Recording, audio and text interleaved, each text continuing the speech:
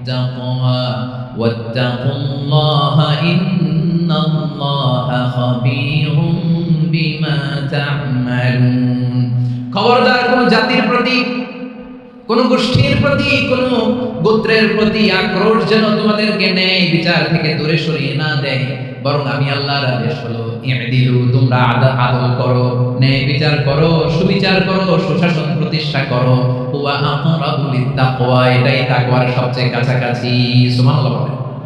কোরআনের বিভিন্ন আয়াত আল্লাহ তাআলা স্পেসিফিকলি ধরে ধরে বিচার করার সময় আমরা যেন আদল করি সেটা বলেছেন। কোরআনের কোন কোন জায়গায় আল্লাহ তাআলা এই আল-আদল শব্দটা ব্যবহার করেছেন। আবার একই জিনিস ইনসাফ, সুবিচার, সুশাসন, ন্যায় বিচার, ন্যায় পরায়ণতা বুঝাতে আল্লাহ তাআলা কখনো কখনো আল-কিসত শব্দটা ব্যবহার করেছেন। আওয়াজ করে সবাই বলুন আল-কিসত। প্রিয় ভাইরা সবাই আওয়াজ করে আমার সাথে সাথে বলুন আল-কিসত। আল্লাহ তাআলা বলেন ওয়া ইন হাকামতা ফাহকুম বাইনাহুম বিল কিসত ইন্নাল্লাহা ইউহিব্বুল মুকসিতিন। যখন তুমি বিচার করবে, বিশ্বনবীকে উদ্দেশ্য করে অ্যাড্রেস করে বললেন, নবী হে, ইহুদিরা কোনো বিষয়ে মীমাংসার জন্য যদি আপনার দরবারে আসে, যদি বিচার করতে হয়, খবরদার বিচার করবেন না, ফয়সালা যেটা করবেন কিসতের সাথে করবেন, ন্যায় পরায়ণতার সাথে করবেন, কারণ ইন্নাল্লাহা ইউহিব্বুল মুকসিতিন, নিশ্চয় আল্লাহ রাব্বুল ইজ্জাত ন্যায় পরায়ণশীলদেরকে বড্ড ভালোবাসেন। সুবহানাল্লাহ বলেন।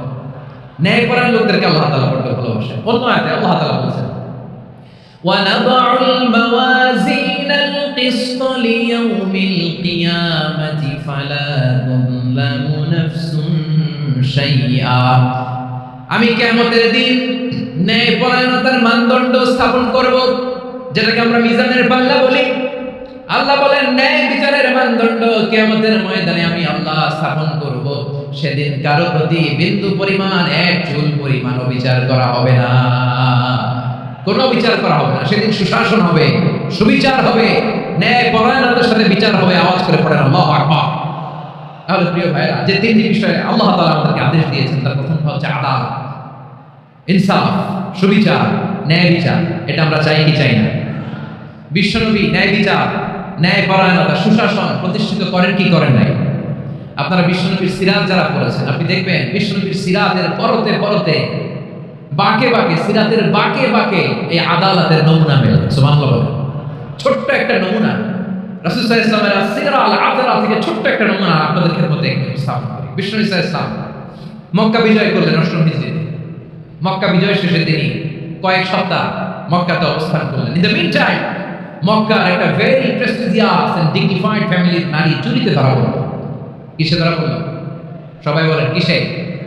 আমাদের সমাজে আসেনি এটা? আছে? ছোট না বড়? হ্যাঁ, হিসাব করে শেষ করা যায়। ৩.৫ লাখ কোটি টাকা নাই উন্নয়ন প্রকল্পের নামে। উন্নয়ন প্রকল্পের নামে ৩.৫ লাখ কোটি টাকা নাই। ৩.৫ লাখ কোটি টাকা লিখতে পারবেন আপনি? একটা লিখতে পারবেন? বুঝতেছেন কত বড় সংখ্যা? হ্যাঁ, বনু মাখজুমিয়া গোত্রের এক নারী মক্কায় চুরিতে ধরা পড়ে। বলেন তো চুরি করলে বিধান কি? কি কাটতে হবে? চুরির বিধান হলো হাত কেটে দাও। তাও সেটা গোপনে নয়, প্রকাশ্যে জনসম্মুখে হাত কেটে দাও। বনু মাখজুমিয়া গোত্রের নারী যখন চুরিতে ধরা পড়লো, সাহাবারা চিন্তায় পড়ে গেলেন। সবে মাত্র মক্কার লোকেরা কালিমা পড়ে মুসলমান হয়েছে, ইসলামের আইন কানুন তেমন জানে না। ইসলাম